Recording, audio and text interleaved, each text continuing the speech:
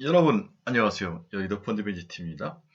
2022년 2월 8일 이제 아침 이제 일간 밝았는데 오늘은 독특하게 LIG 넥스원 방산주에 대해서 한번 같이 나눠보도록 합시다. 저는 방산주를 거의 투자를 하지 않는데 그 투자를 하지 않는 이유가 첫 번째, 방산주는 수익을 자기 마음대로 해볼 수 있는 상황이 아니죠. 늘 국가의 통제가 필요하고 국가의 간섭이 필요합니다. 두 번째로는 글로벌화 되지 않죠. 그냥 국내 시장에서 북한이 미사일 쏘면 거기에 방어 정도 그런 능력. 세 번째, 수주 산업은 제가 가장 싫어하죠. 수주 산업은 굉장히 예측하기가 힘듭니다. 그렇죠? 우리 대표적인 수주 산업이 반도체 전공정 장비, 그렇죠? 그 다음에 우리 원전 장비, 이런 좀 수주 산업들인데, 그 다음에 풍력도 마찬가지. 이런 수주 산업은 굉장히 예측하기 힘들고 주가 움직임이 굉장히 변동성이 심합니다.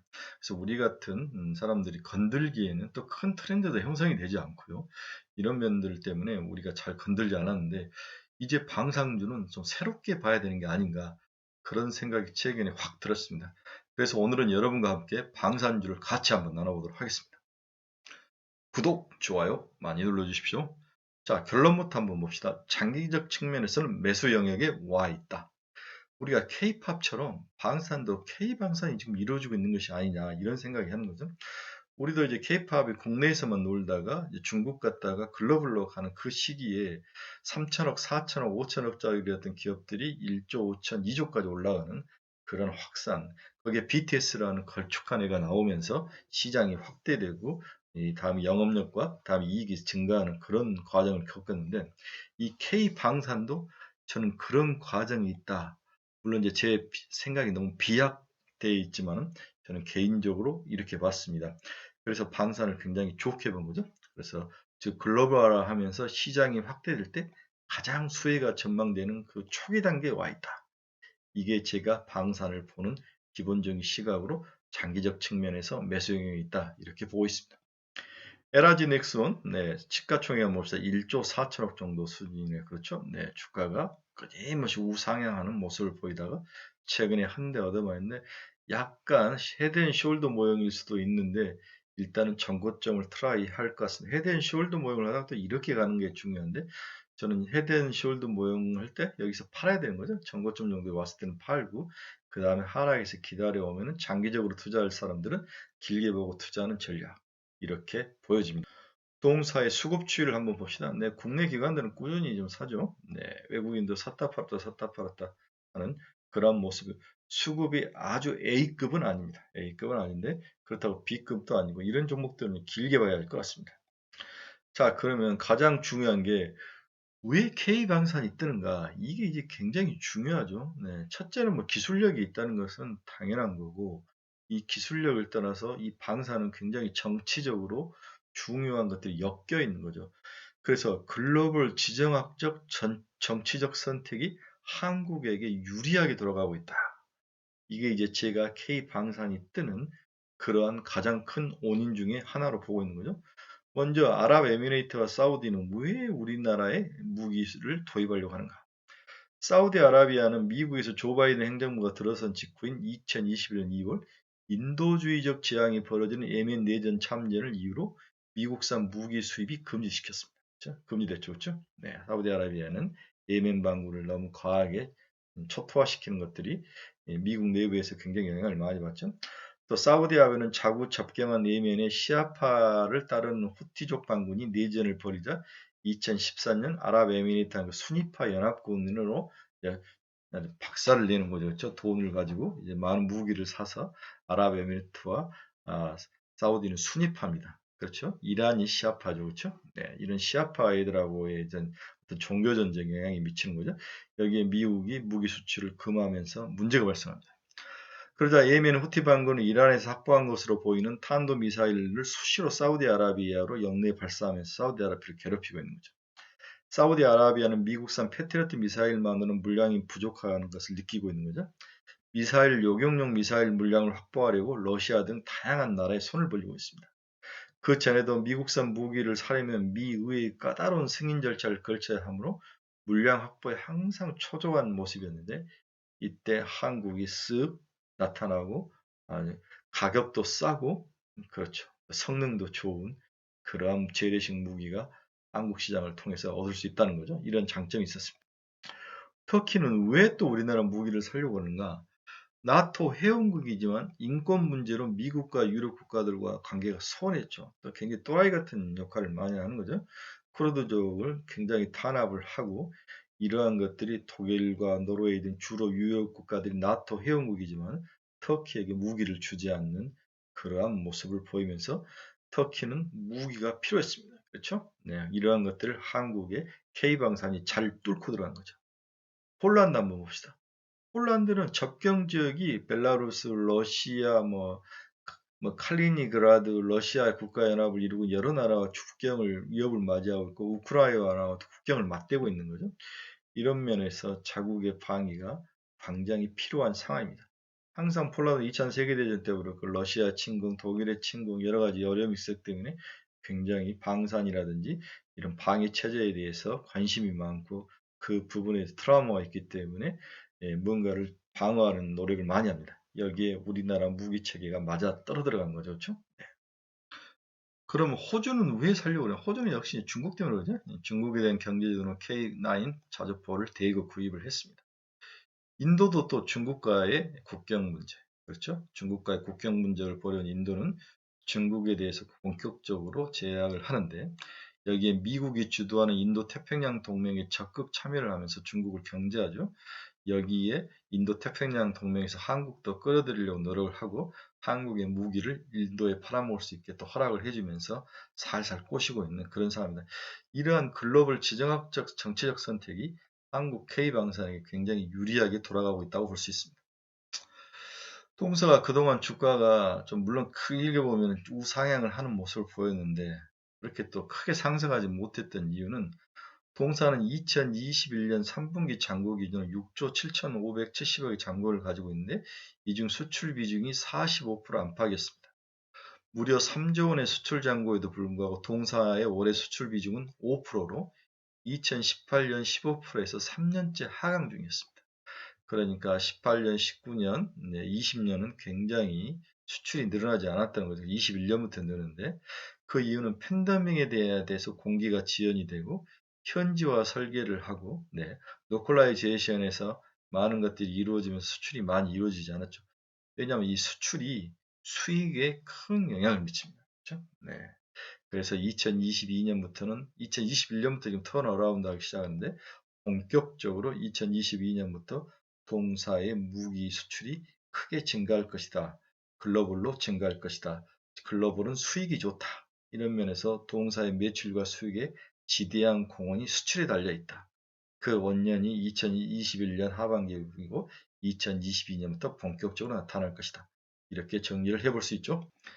자, 천궁2가 수출이 이루어지면서 수출의 폼을 열었습니다.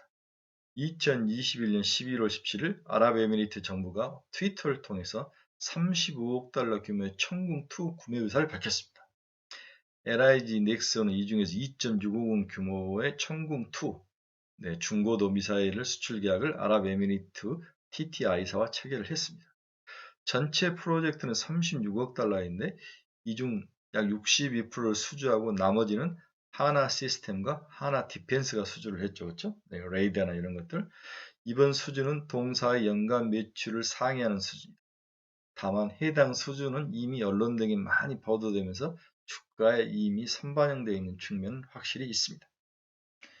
이게 이제 천궁2의 모습인 것 같아요. 그렇죠? 네. 가장 간편하고 성능도 좋고 우리나라 IT가 세기 때문에 잘 맞는 그러한 가수성이 높은 중고도 방어 체계 미사일, 요격 미사일인 것 같습니다. 다음 투자 포인트는 새로운 국방 K-팝과 같은 새로운 국방에서도 K-팝과 같은 역할이 나타나고 있다. 그렇죠? 이 이야기는 앞에서 목이 터지라고 이야기를 했으니까 여러분들이 잘 보시고 수주잔고가 늘어나고 넥스테이션이 쌓이고 정치 지정학적으로 우리나라의 역할이 중립적인 역할을 하고 무기도 잘 만들어내고 가격도 싸고 이러한 것들이 큰 영향을 미치지 않았는가 하는 생각을 해봅니다. 자, 그렇다면 우리가 여기서 생각할 수 있는 게 글로벌적으로 우리나라 무기가 영향력이 커지고 수출이 늘어난다면 당연히 밸류에이션 상승이 반영되죠. 이 부분이 중장기적으로 주가 상승을 이끄는 원인으로 볼 수 있습니다. 2022년 피어그룹 평균배가 19배라는 거죠. 동사는 아직까지도 여기에 미치지 못하는 그러한 저평가되어 있는 모습을 가지고 있습니다. 일회성 요인을 제거하면 동사는 2022년 EPS는 실제로는 전년 대비 18% 상승하는 수준일 것이다. 굉장히 좋네요. 그렇죠? 2030년 추가로 30% 성장이 EPS가 예상되죠. 이렇게 하면서 배당도 늘어날 수 있죠. 그렇죠? 밸류에이션도 더 높게 받을 수 있고 이러한 것들을 감안했을 때 동사는 중장기적으로 추가 상승 여력이 충분히 가지고 있다. 이렇게 볼 수가 있죠. 자, 그래프로 봐도 내수가 비중이 좀 줄고 다음에 수출이 증가하는 그러한 모양. 향후에는 그렇게 되겠죠. 그렇죠? 예. 이러한 것들이 중요한 투자 포인트입니다. 수출이 증가한다는 것은 다시 요약해보면 수익이 늘어난다. 수익이 늘어나면 밸류에이션을 올릴 수가 있다. 배당을 많이 줄 수가 있다. 주가 상승 업그레이드의 가장 핵심 요소로 작용할 것이다. 이렇게 정리가 가능합니다. 향후 전망을 보겠습니다. 2023년에도 모멘텀은 유효할 것이다. 그렇죠? 중고도 방공무기 체계를 LSAM이라 하는데 관련 양산 물량 예정이 되어 있고 국내에서도 대규모 수주 물량이 예정되어 있다. 국내 해외 전부 대규모 수주 물량이 예고되어 있네요. LSAM 고고도 방공무기 체계 개발이 마무리 단계에 진입함에 따라서 2022년까지 초도 물량 수주가 예상이 되고 있습니다. 국내에서는 최소 3조 이상의 양산 개발 발생이 예정되어 있고 MSM이 중고도죠. LSM은 고고도고 마찬가지로 향후 중동 지역을 중심으로 수출 기대가 가능할 것이다. 중동 지역은 MSM 중고도이고 우리나라 내부에서는 고고도 방공 무기 체계의 매출이 발생을 하고 초도 물량이 이제 나타나기 시작하면서 회계장부에 찍힌다는 거죠. 2023년 4년을 보수적으로 9%대 영업이익률이 예상된다.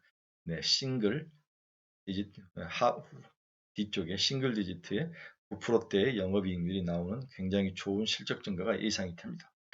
수출 비중 증가는 고통사의 영업이익 증가를 의미한다는 이 기본적인 사실이 굉장히 중요한 포인트로 작용을 할 거로 보여집니다. 최근 2년간 수출 비중 감소에도 동사는 양산을 증가하거나 체계 개발 과제에서 충당금 감소로 수익성이 이미 턴아웃도 했다는 거죠. 여기에 수출 비중 증가에 따라서 믹스 효과가 덧붙는다면 최근에 기록한 6%대의 영업이익률보다 높은 9%대의 수익률을 충분히 시현할 수 있는 그런 토대를 마련을 하고 있다. 또한 동종업계의 하나 디펜스는 K5 자주포 매출 비중이 40%로 넘었을 때 10% 중반대의 영업이익을 기록한 적도 있다. 그러니까 이 수익률이 9%대에서 두 자릿수까지도 갈 수 있는 그러한 가능성은 충분하다고 볼 수 있는 거죠. 2024년 영업이익률 9%대인데 이 기간이 넘어가면 두 자릿수의 높고 안정적인 매출과 영업이익 달성이 가능할 수 있다. 이 희망적인 요인이 주가 상승의 동력인 것 같습니다. 동사의 영업이익 추이를 한번 봅시다. 2022년 그렇죠? 네, 매출액은 어디 10억, 100억, 2조 1600억 그렇습니다. 영업이익은 1475 그렇죠? 영업이익률은 5.5%에서 작년 5.5%에서 6.8% 꾸준히 영업이익률이 증가하는 모습을 보이고 있죠. 네, 영업이익도 내년에는 2,300억, 그 다음엔 3,000억 이런 식으로 증가를 하는데 이제 시총이 1조대 후반이니까 충분히 3조대까지는 한번 가보실 수 있는 게 아닌가. 단점이 있습니다. 이런 방산업체들은 이렇게 뭐 급상승하고 V자로 올라가는 그러한 종목들은 아니죠. 꾸준히 이렇게 올라가는 모습이 있으니까 중장기적으로 엉덩이 무게로 잘 견딜 수 있는 사람, 이런 사람만이 투자를 해야 돼요. 지금은 이렇게 고점을 찍고 이렇게 하락을 하다 다시 올라오는데 전고점 수준까지는 단기적으로 먹고 전고점 오면 팔았다가 밑에 빠지면은 다시 사서 이렇게 장타로 들고 가는 그런 전략도 좋아 보인다고 개인적으로 볼 수 있습니다. 자, 오늘은 모처럼 방산업종을 한번 해봤는데 우리가 좀 새로운 시각으로 방산업종, 이제 K방산이죠. 글로벌화 되면서 이득이 늘어나고 매출이 늘어나고 레퓨테이션이 쌓이고 명품화 되는 거죠. 이러한 초기 단계에 있다는 것을 아시고 관심을 가지고 지켜보시길 바랍니다. 여러분 즐겁고 멋진 하루를 응원합니다. 감사합니다.